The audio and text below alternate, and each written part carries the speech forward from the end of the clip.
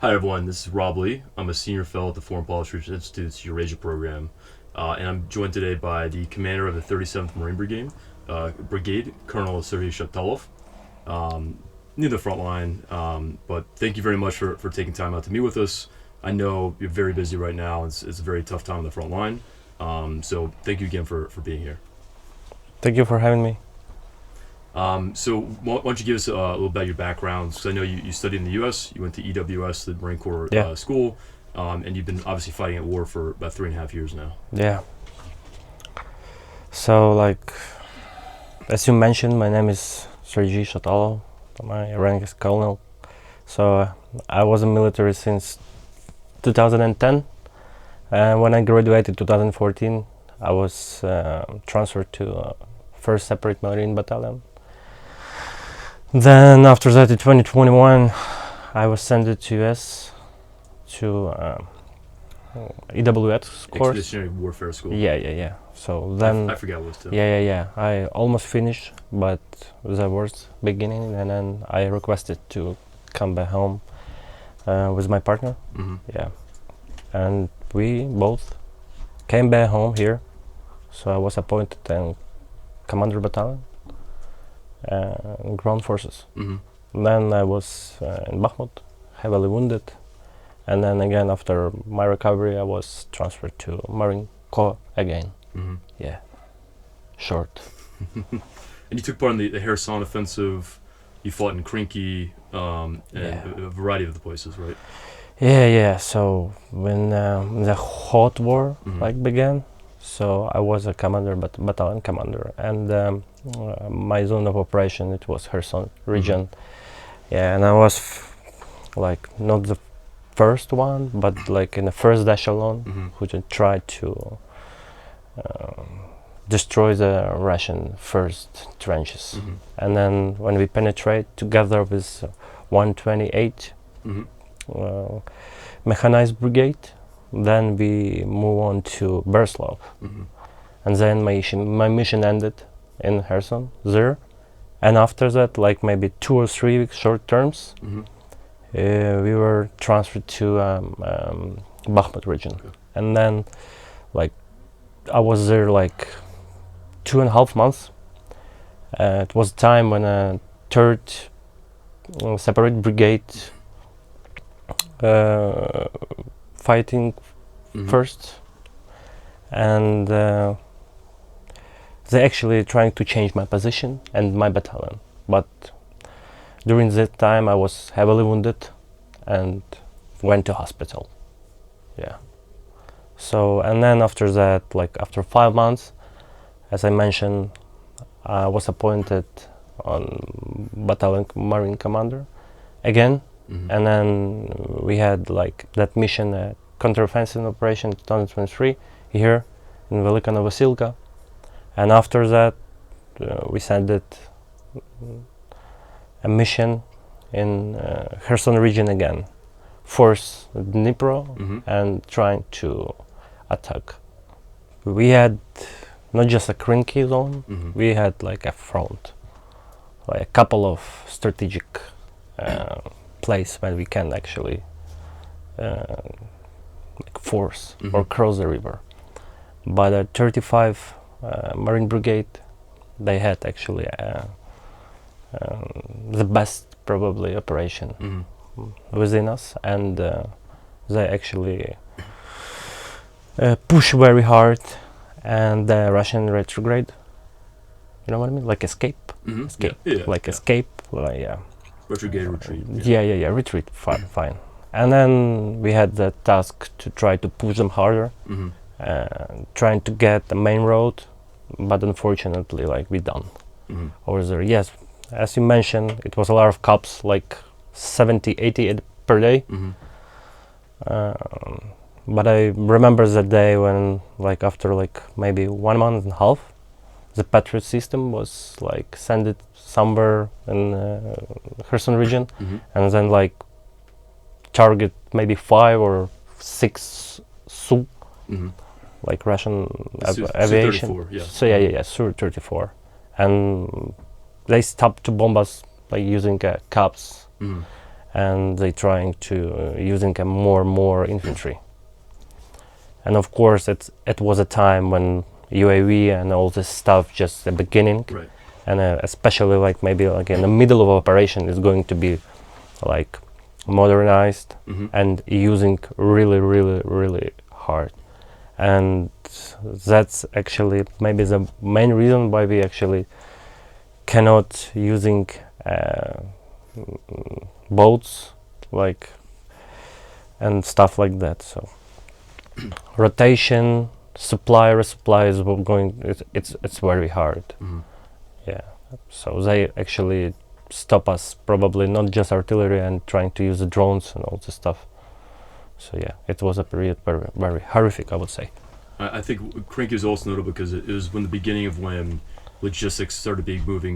The majority of logistics was moved by UAVs at that time. I think that was the first operation where, because Russia was it was so difficult to cross the river because of the threat from Russian UAVs or for artillery, that then FPVs, night bomber UAVs, kind of started taking over the main logistics role of supplying Ukrainian infantry in the town itself. Yeah.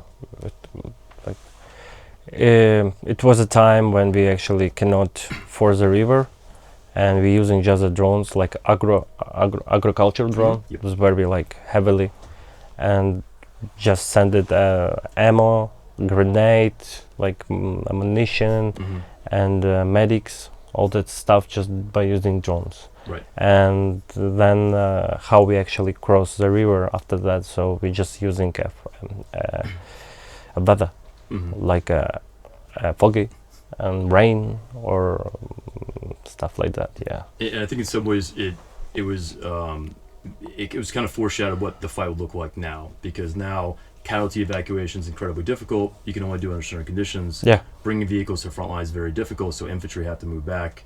Logistics is majority logistics moved by UAV or UGV at this point. Yeah. And so the fight for infantry has just changed a lot. And I think Krinky was kind of the beginning of what that was going to look like now. Yeah. So after even after Krinky, so we just started using drones even on the ground operation, because it's like really beneficial when you want to do this, like to not show your position, where your position. So, or even using a vehicle or stuff like that. So maybe we should go back and say, so right now your brigade is on the Novopavlovka front. It's kind of more or less, it's defending near the Dnipropetrovsk and Donetsk kind of region. Maybe you could talk a little about what the nature of the fighting looks like right now for your brigade.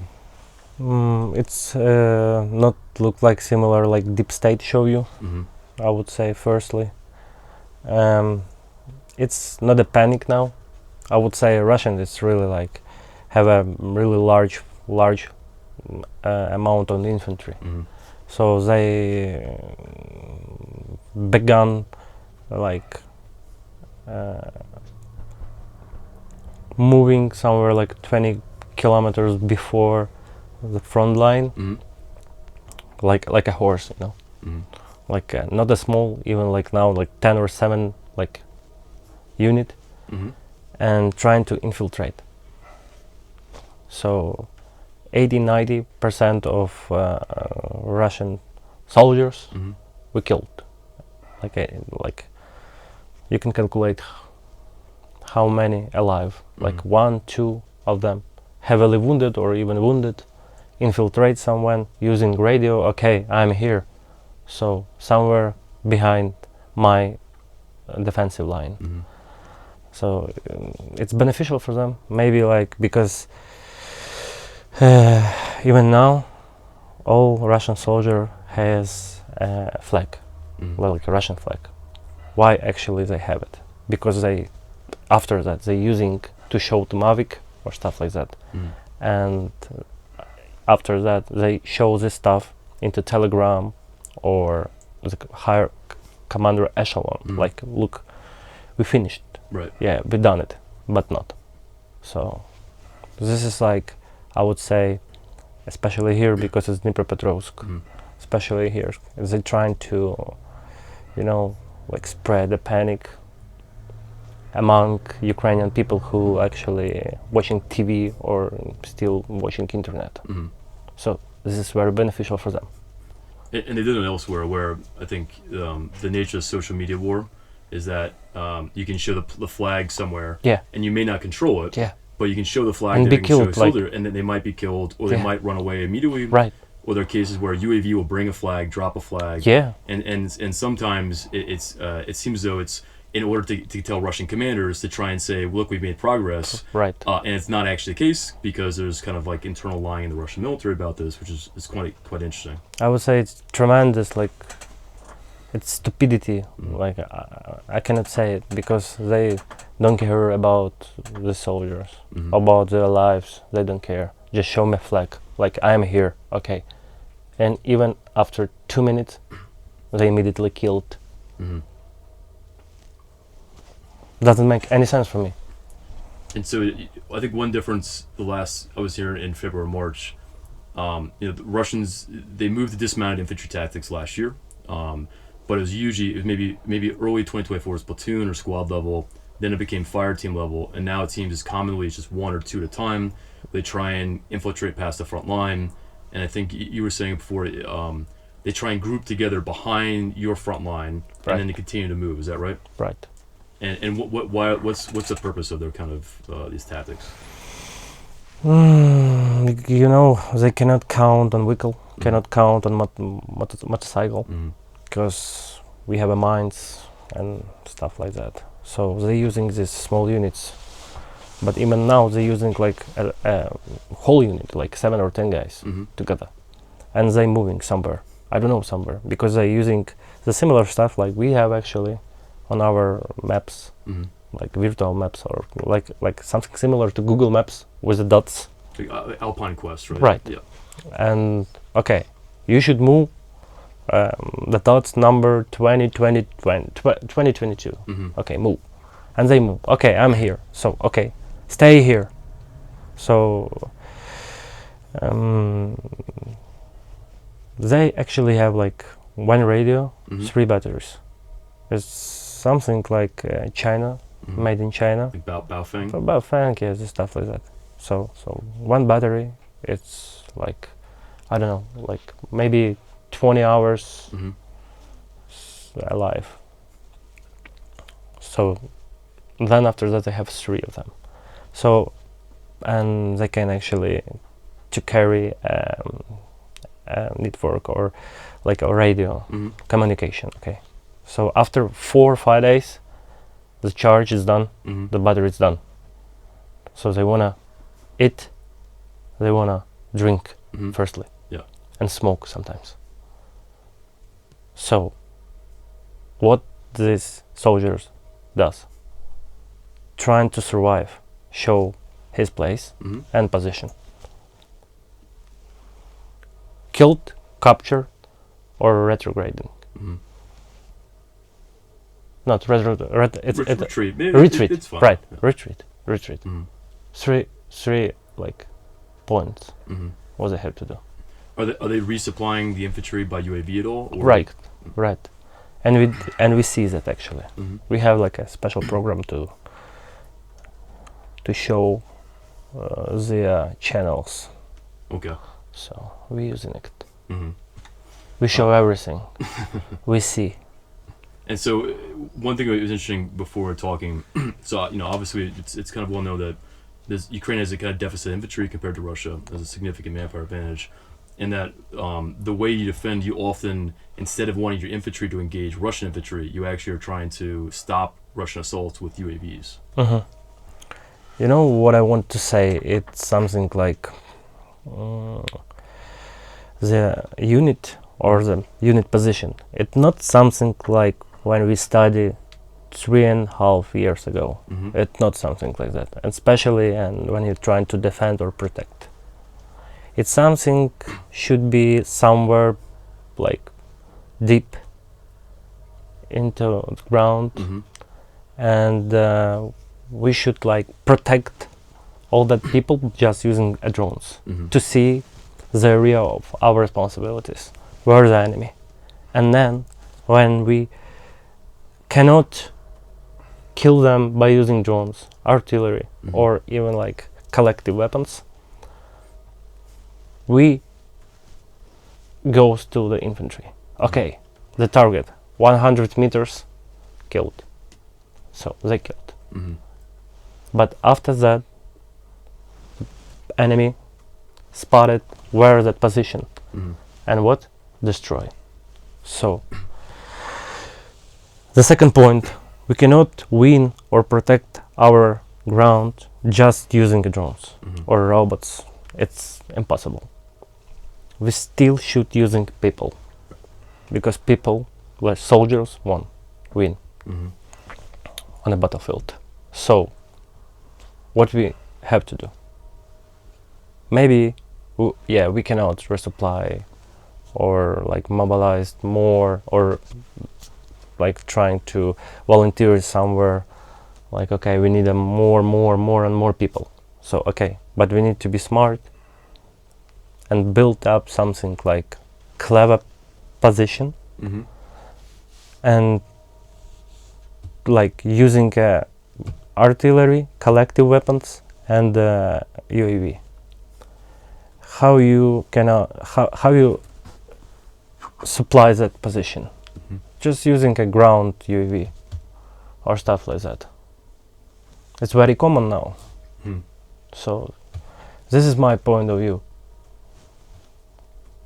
Like I would say, yeah, we need infantry, but maybe not that amount what the media or some skeptical politics Mm-hmm. actually saying Mm-hmm. or talking about. What percentage of Russian infantry casualties are caused by UAVs at this point? I would say it's something around 50% killed and 80% wounded. So I meant of all Russian casualties, Right. what percentage is by UAVs compared to artillery or other forms? Okay. 75% UAV Mm-hmm. and maybe like 10% of artillery. Mm-hmm. No. Mostly we're using artillery, but destroying the UAV places. You Mhm. know what I mean? Yeah, positions. The position, Mhm. right? Counter artillery, Mm-hmm. and maybe like somewhere when we exactly know where the commander is. Mm-hmm. Yeah, 3-point. Mm-hmm. But I never using artillery on 2 or 3 amount of enemy. Right. So I I'm mean, using UAV like skiddy. You know what I mean? Yeah, the drops. Yeah. The drops. Mhm. Yeah. And of Russian infantry casualties, is it mostly Mavic drops, or night bomber UAVs, or FPVs? It's a lot of stuff. We're using a lot of stuff, not just especially Mavics now, because actually that conditions what we have here now. So it's very, I would say, difficult to get a Mavic now. Mm-hmm. What we needed. So we're using like an Autel, Right. Matrix, Mhm. Mavic, whatever, Mm-hmm. even the last time, like American version of Mavic. Maybe Skydio. No, Scaudio, it's Canadian, probably. No. I think it's American. I don't know. Okay, whatever. And you're talking about fortifications there for a second, about how you think things need to be underground. At this point, because I know Ukraine built a number of fortifications last year. A lot of these fortifications are quite well built. It's like trench lines with with platoon and like kind of block posts. One of the problems with them though is they're often built in the middle of fields, and so there's no way infantry get to them with a kind of concealed route. And the block posts, even though they're well built, they're not designed for a UAV environment. And and I think you mentioned before is that when your infantry, if they open up on Russian infantry, the Russians will identify the location, and then what kind of weapons will you use against those positions? UAV, Mm-hmm. Like artillery, FPV, Molnia. right. So it's very good question, very good questions, because we actually build up that position according to that books from Second World War. Mm-hmm. And if you want to be really success on it, you need a exact amount of personnel Right. to accommodate on that position. Mm-hmm. Right? So you have not, Mm-hmm. right? So what we actually doing? So it's something like ambush. Mm-hmm. You know what? You know why? Because of Same, Mm-hmm. Right. trees, Mm-hmm. leaves, Right. and camouflage. Mm-hmm. So we use ambush, like digging really small trenches. And what I already mentioned to you, like when an enemy cross this line, so the ambush position, they kill them and they move somewhere from another place. So you change defensive Yes, positions. right. But what about trenches? Like of course we need the trenches. Just stop the vehicles. Right. So we need like 3 rows trenches, 4 rows trenches, stuff like that, like anti-tank trenches. You know what I mean? Yeah. Yeah. So. When was the last time you saw any like mechanized assaults? Last time it wasn't my direction, but it was like 46, the ambush brigade. It was from Andriivka to Oleksiivka. It was like 5 months ago. Okay, so it's been quite a long time. Yeah. You mentioned in February interview that you thought there was a 10-to-1 Russian infantry advantage or maybe manpower advantage. Yeah. What would you say the advantage is right now? 10-to-1. Same. Yeah. And what I'm struck by when I talk to people is that it's the Russians, they rotate units very quickly. So a unit will take casualties. Trunk. Yeah, rotate. It's somewhere when you rotate someone from one position to another. Right.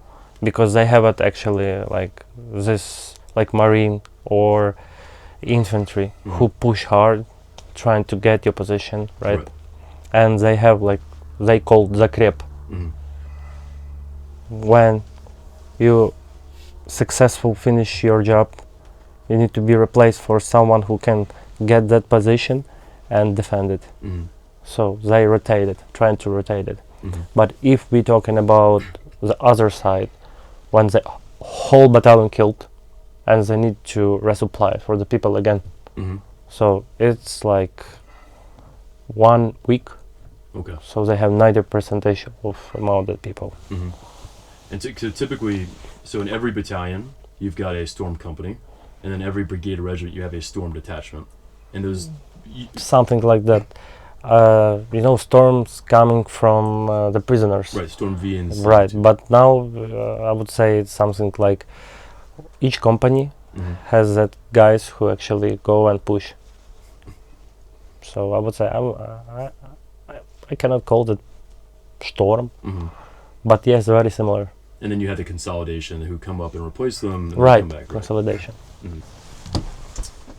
So maybe tell us a little about how Russia uses fire support in support of its operations. Like, are they using artillery for suppression? How do they use artillery? And kind of maybe you can speak a little bit about how Russia uses uses artillery as other types of fires. Mostly for suppression, and very similar to us. Okay. They have like small advantages because this like North Korean support and stuff like that. Maybe they have a little bit more munition for artillery, but yeah. So they actually don't using a vehicle now, so they have not artillery support or stuff like that. So they're using just like for suppression and to destroy our Mavics position. It's mostly D30, D20, or what kind of... D30, D74, D74, the 30, yeah, 2S1, okay, 2S3, yeah. How far past the front line do they typically operate? It is something like from my very first position. Yeah, Russian artillery. How far from your positions? Like 16, 20. That far back? Yeah, Okay. kilometers. Just because UAVs are such a threat? Yeah. But even it's not a safe place even now because we have a UAV can dispatch for 30 kilometers. What kind of UAV is that? It's something like darts or stuff like that. It's a fixed... Yeah, we have everything, but we have no personal sometimes. So if Gotcha. like your guys are really professional, they can use everything. So you already talked about how you use artillery. How is DPICM performed for you? What is DP? It's the cluster munition rounds. Oh, cluster like a mortar. No. So for 155, there's a cluster munition round. Cluster. So yeah, okay. Like maybe the last 2 months, Mhm. we have not delivered any cluster munition. Okay. So we haven't, unfortunately. Yes, but like 3 or 4 months ago, we were using this stuff. It's very beneficial, Mhm. especially when you're using for just infantry, Mhm. like very empty places. Yeah. So it's very, very, very, very beneficial. Was it ever effective against armor? Because when I went through TBS, It is, but there's no armor now. yeah, but look, motorcycle, Mhm. like a truck, Mhm. grot, Mhm. yeah, like automobile base, I Mhm. would say, like not a armor vehicle. Mhm. Yeah, it's very, very, very beneficial. And of course, when you have that like Mavic position and stuff like that, you can using against this stuff, because it's like can destroy the cables Mhm. or like communication. Sure. Yeah. What is the main threat to your artillery? Is it Russian artillery? Is it Russian UAVs? I would say like 80% it's UAV, like Molnia, Lancet, Shahed. Yeah. They're using Shaheds against your artillery. Yeah, sometimes. Wow. Even here in this region, when we're placing right now. And that's a recent development. Yeah, you know what? Because it's something like when they're using Shahed here, not to destroy some civilian accommodation Mhm. or buildings, not like somewhere deep in Ukraine. Here it's like a hunting. Mhm. So they actually flying and screening everything, and then they actually like target something like KAMAZ or Ural or I don't know, like DAF, like something like military vehicle, Mhm. and then trying to destroy it Mhm. somewhere over here. Mhm. So not a very common, but sometimes it's happened. For your artillery, so I know, last year, 2 years ago, it seemed that the Lancet was kind of the main threat to Ukrainian artillery. Was one of the big threats, and a lot of Ukrainian units had kind of developed a system where they'd have their cold position, they'd entrench the howitzer, they'd build a kind of shelter around it, and then when they'd fire, they'd open the howitzer, they'd bring it out of the shelter, they'd fire, and they'd go right back in. Yeah. It seems though that the tactics have changed now because you can send FPVs. You said 1, 2, 3. They break through the outer container and they get in. Have you adapted to how you use your artillery, or how has that changed? Yeah, we're still using our artillery, the same methods probably, but very like good. Як сказати маскування правильно? Camouflage. Like a camouflage, Mhm. like camouflaging them. One, and then Ukraine innovated, started using FPVs to counter them. Right. So this is not such a threat anymore. But it seems that one of the things that's become more recent is that because the number of FPVs is so great, that Russia will use them sometimes as a reconnaissance role. Right. And they're cheaper, and so even if ISR UAVs can't go much past the front line, FPVs can now locate targets. They're so cheap you can send them with little charge and so on. Right. So this is a decision what we made it, and it's depend on commander now, because like in my brigade we have like a special units who actually responsible for that counteroffensive measures, and I'm very successful. I would say really very, very, very successful. So that even the Russians trying to like envelop my area of responsibility and flying somewhere from another routes. So how I say it, it's really dependent on commander. Like if you wanna develop this stuff in your brigade, you can do it. Yes, of course you need the time. Firstly, you need a special equipment, and secondly, you need to really high professional personnel for that. And after the third, you need a training, because you cannot be success like after like 1 month or 2 months. So for me, it took place like 3.5, 4 months when we shoot first target, and now we were really very successful in it. Can you talk a little about fiber optic cable FPVs? Because that's obviously became a big issue last year. It's still a problem. Both Russian units and Ukrainian using them. Can you talk a little about if you're using them, and how do you try and counter Russian fiber optic cable? Yeah, of course. So it's very hard counter from that. something like when they exactly flying, so somewhere to infantry, because you just can't using your weapon to shoot it. But the Russians, how they use it, cable FPV, it is to mine our roads. Okay. Yeah. So what we do it like to prevent it to that.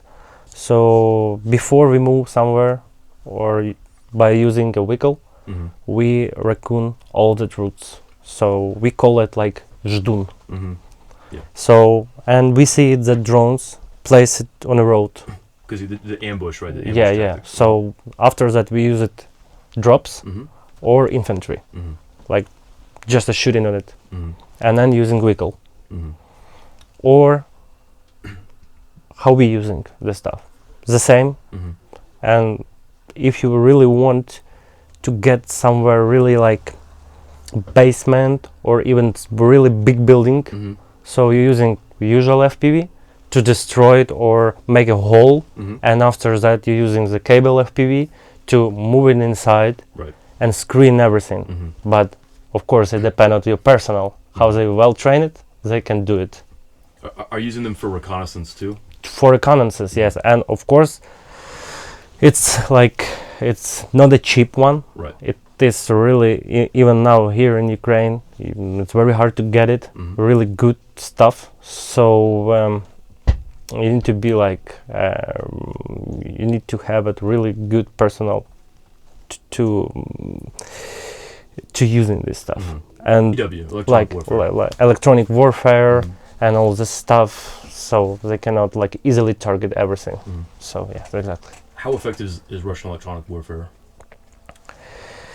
I would say it's something what we equal even now here, because we have a lot of civilian programs, volunteers, and of course the governments.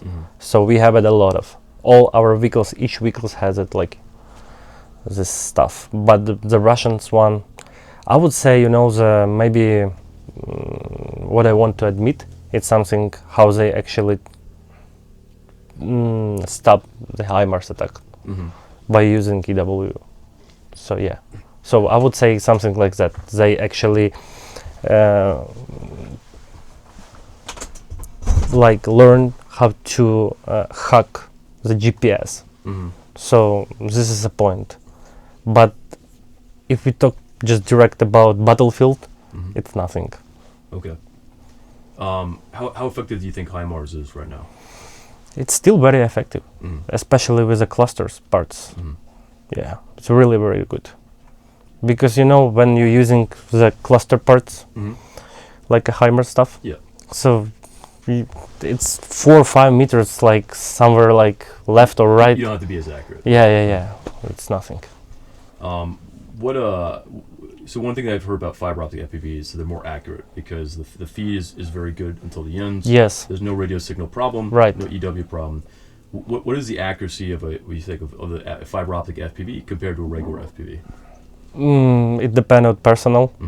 If you have a really good trained guys, 75-80%. Okay. And then what about regular FPV? It's depend on what type of FPV you're using, from what company it is. Like, yes, of course, because probably you heard that problem when we're receiving some FPV, we need time to set up it, or change some parts or stuff like that. We have our laboratory to do that stuff by ourselves, but of course when we actually buy the stuff from like whenever like company, so, and I really believe this is a really good product, so we like do not upgrading or doing with this FPV something, so we just directly using it.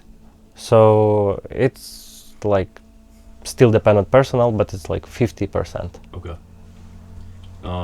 So one of the kind of developments that I've heard of the last few months is that Russia's kind of improved its use of UAVs.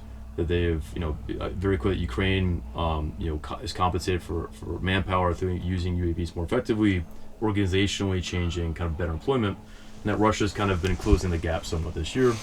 How would you assess that? I mean, compared to say now, maybe 4 or 5 months ago, how has Russia changed its use of UAVs? And So still, maybe you already heard about it, about like cable FPV and about mines the main routes.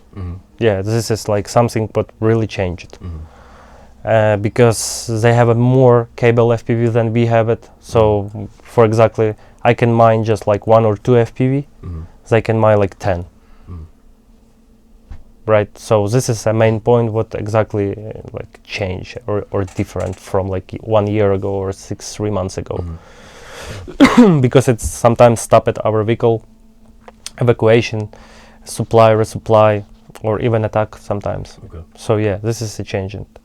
And if you guys working somewhere like with the guys who've been deployed in Kursk operation, they probably saying the same stuff when I already said to you. Yep. What about Rubicon Center, Sudoplatov, some of these kind of elite Russian units? Rubicon has obviously become a much bigger problem across the front line. They became a big problem in Kursk during February and March, and now the detachments are kind of all over the place.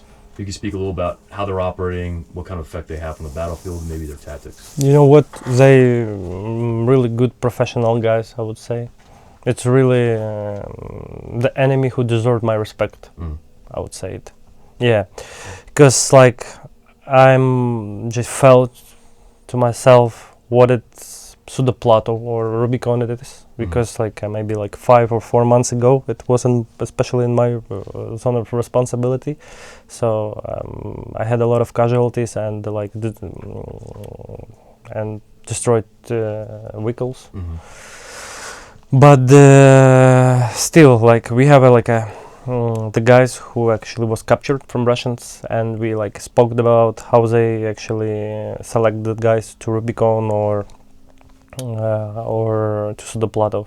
So they saying like you have to be a bachelor or even higher, so you should be smart firstly when you want to get in. So but still they are actually using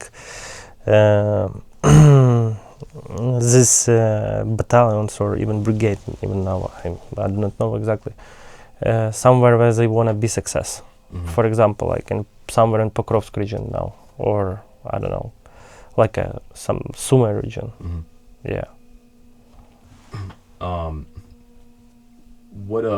So Rubicon has different kind of teams that specialize in different things. So they have counter ISR.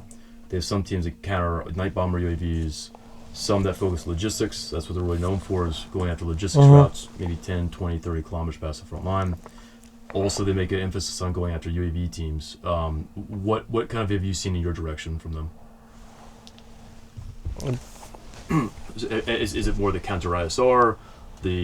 Are they targeting your UAV teams? Yeah. They have like echelons of responsibility. I would say it's something like for example, the battalion or brigade level. It's like operating somewhere in my line to kill and destroy the bunker or like infantry.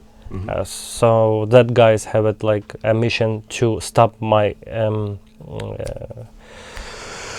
logistic, and the third echelon, it's destroying the tanks, artillery, mortars, and stuff like that.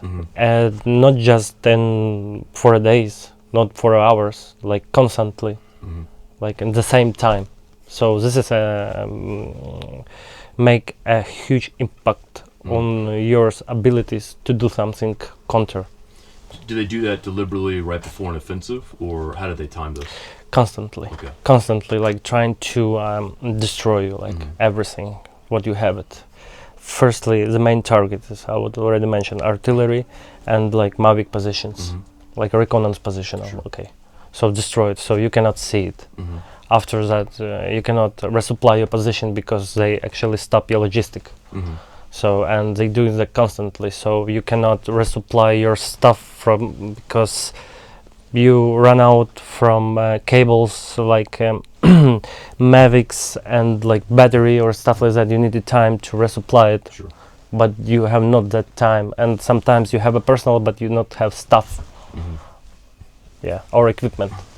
So it seems to me that one of the big priorities now is the UAV versus UAV fight. So each side is trying to go after the other side's FPV teams. it seems that's kind of maybe even decisive, where if Russia can suppress or degrade Ukrainian UAV teams, it could be really significant because you rely on UAVs to stop Russian infantry assaults, and vice versa. If you can defeat Russian UAV teams, then you can pretty much, you know, hold off any of their kind of offensives. Yes, right. So even on brigade level, you should thinking about how to stop the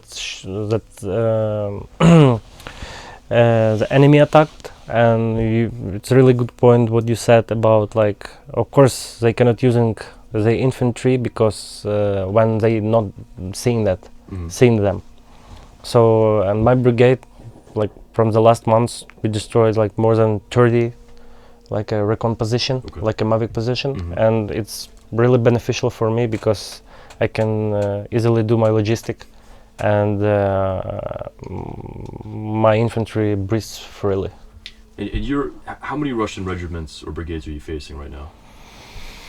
It's like 2 brigade and 1 polk. Okay, regiment. Yeah. So that was one of the things that I've noticed, is that most times Ukrainian brigades often face multiple Russian regiments or brigades, and so even if the Ukrainian brigade has more UAV teams than normal Russian brigade, because you're facing 3 of them, you often are disadvantaged, where the Russians will have 2 or 3 times more FPV teams, more UAV Mavic teams, and that can be a kind of significant disadvantage too. Yeah, of course, it's really difficult, but we have no choices. Just standing where we stand and protect our land. So this is a point. This is something about the heroics. Our president talking about that very often. I would say it's like he make point, right? Because we have that belief we're doing right stuff. Sure. Yeah. How much of a problem are Russian glide bombs, CABs, and how do they use them? So especially here we have a lot of rivers, small rivers, so a lot of bridges and small bridges. So they're using them to destroy our like a bridge, small bridges, or like the main roads. Not especially for some concrete position or stuff like that. Okay. Are they a big issue or not such a? Yes, it is, of course. Do they use them against infantry too, or mostly? Mostly somewhere like deeply behind my protect line, defensive line. Let's talk a little bit about the role of infantry. So we talked before about it's very tough to rotate them. One of the things I was struck by this last month is that Ukrainian infantry are often at their positions zero line for months at a time. Sometimes, yes. What is? I mean, if you can say, what is the average time infantry stay at the front line at this point? Mostly, it's something around 1 month, or when they actually wounded, stuff like that. They're trying to rotate them immediately. It's like my priority. Everything is stopped.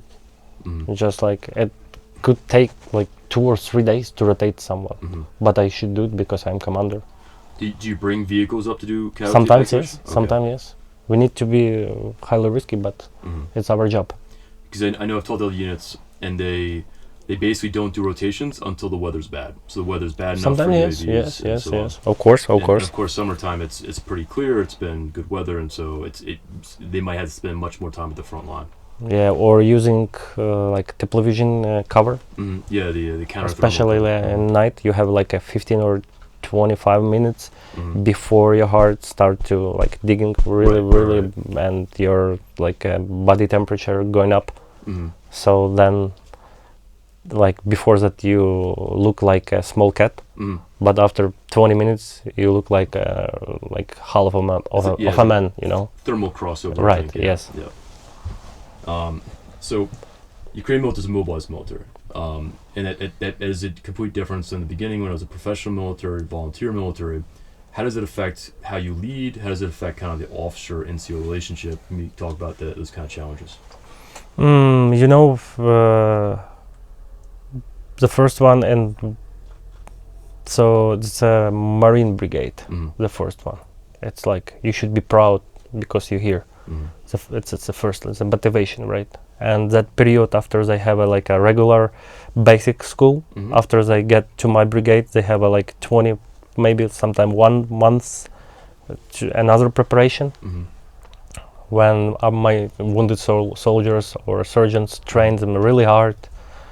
I told them like do this stuff really, really hard and push really heavily, because for my idea, training should be really like twice harder than a real battlefield. Mm-hmm. So what we learn, what we teach them in a training ground, it is how to survive first. Mm-hmm. How to survive without water, without like food and stuff like that. Mm-hmm. How to using radio, how to using grenade, Mm-hmm. how to using enemy weapons. So this is really important stuff Mm-hmm. for my point of view. And after that, when you have that collective, like a personnel with a really professional sergeant, Mm-hmm. or sometimes, especially here, when I lost like platoon commander, Mm-hmm. I can appoint really like a sailor or like a most professional soldiers. Mm-hmm. Okay, you're a platoon commander, Mm-hmm. because it's a war. It's not about documents, about like a bureaucratic stuff. It's about war. Mm-hmm. So, and when you really highly respected inside your team, you should lead that team. Mm-hmm.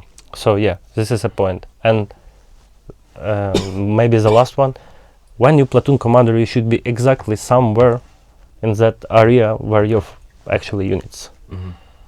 Yeah, it's costs you really sometimes like Mm-hmm. a lot, because I lost a lot of platoon commanders. Mm-hmm. But he actually can really professionally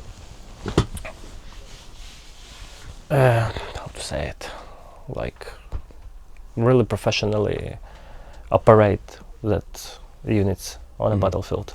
So your platoon commanders are up near Right, the zero line, they're right, up there with right, you guys. right, right. What you see different direction for Western equipment, because your brigade is you have MATVs, the Yeah. same kind of vehicle I used in Afghanistan, Mastiffs, I think. You have AMX-10, the French, I think assault, I don't know, assault vehicle. I'm not sure what the terminology is. And you have Paladins too. Maybe talk a little about how Western equipment's performed, what you've learned about it, what's the strengths, weaknesses. I would say like Mastiff is a really good car, Mm-hmm. I would say, but it's really heavy, 27 tons. Mm-hmm. And you cannot sometimes using because of like small bridges or like a little roads. But for units, yeah, the action can protect from the mines first and from the FPV. Mm-hmm. It's fine. AMX, it's about ambush, Mm-hmm. somewhere like hit even the infantry or the enemy, because they have a really good ballistics and a really good how to say it, like a I forgot. The night camera? Well, the night camera, Yeah. like Thermal camera. camera, Yeah. So we have a Oshkosh. Mm-hmm. It's a really good car, but it's really not a white, how to say that, tight inside, because it's like a 4 personnel inside. Right. Yeah. So, but we still using it because it's a really mobile car, Mm-hmm. good maneuver. So, and Turkish Kirpi, Mm-hmm. a really good car, I would say it, really good car, because it's really wide. Yeah. You can put more.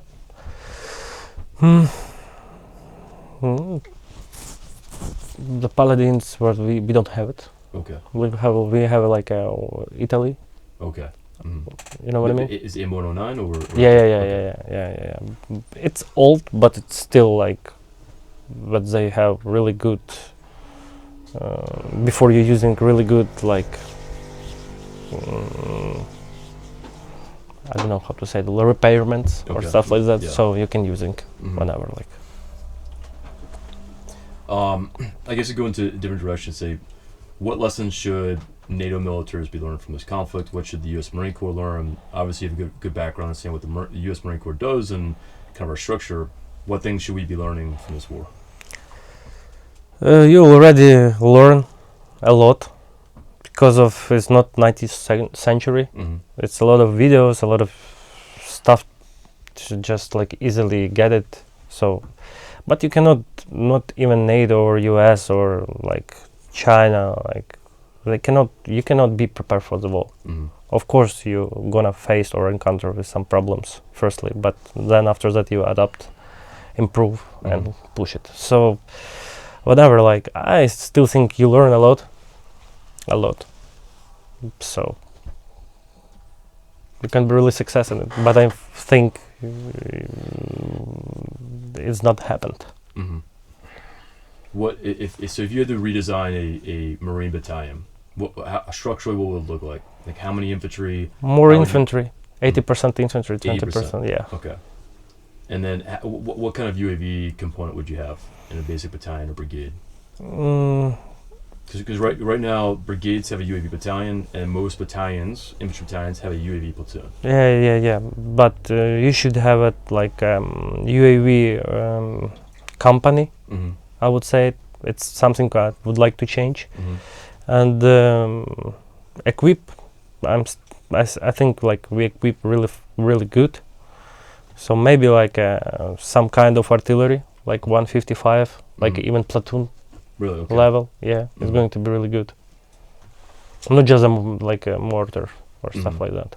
Mortar still effective, or? Yeah, it's still effective. Yeah. When you actually create the system to fire it, like a couple of mortars, like 6 or 7 mortars, MK19, yeah, and then you're using this, it's really effective from infantry. Yeah, it's fine. So it's always been a debate watching the war in the Western audience where people think artillery is obsolete or tanks are obsolete or whatever by UAVs. What is your view on that? I still believe it and thinking you should build up some system how to actually to like how to actually using all this stuff together at the same time. Combine arms. Right, yeah. combine arms, yeah.